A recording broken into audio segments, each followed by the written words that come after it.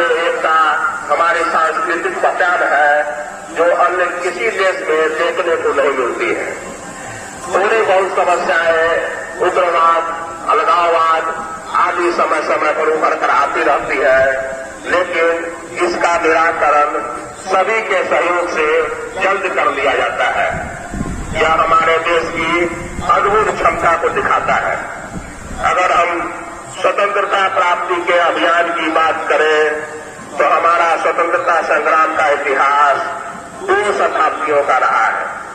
आजादी की लड़ाई में सभी लोगों ने जाति धर्म भुलाकर एक साथ कंधे से कंधा मिलाकर हिस्सा लिया, जिसमें खुदीराम बोस, भगत सिंह, वीर सावरकर, राजगुरु, सुखदेव, चंद्रशेखर आजाद आदि के बलिदानों को कभी भुलाया नहीं जा सकता।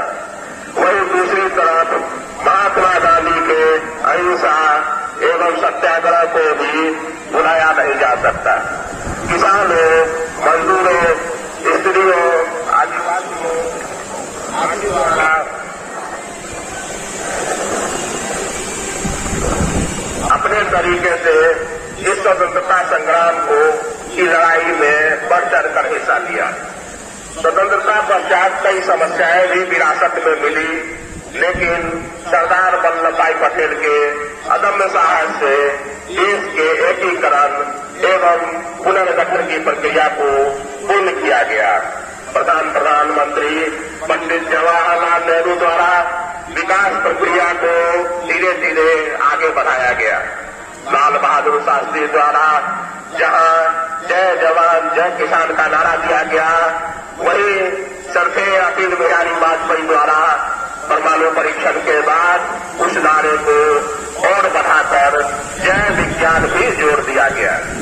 हमारे वर्तमान प्रधानमंत्री श्री नरेंद्र मोदी जी ने एक कदम और आगे बढ़कर उस नारे में जय अनुसंधान भी जोड़ दिया।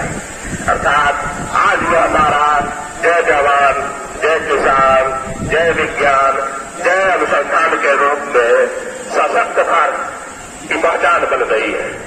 सशक्त भारत, स्वच्छ भारत, स्वस्थ भारत, समृद्ध भारत के रूप में आज हमारे समय यह मौजूद है।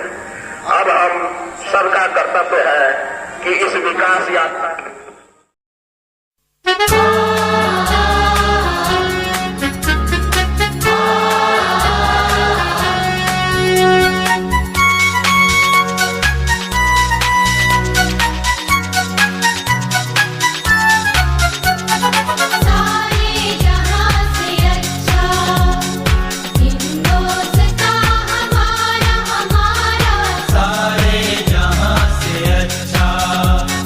हम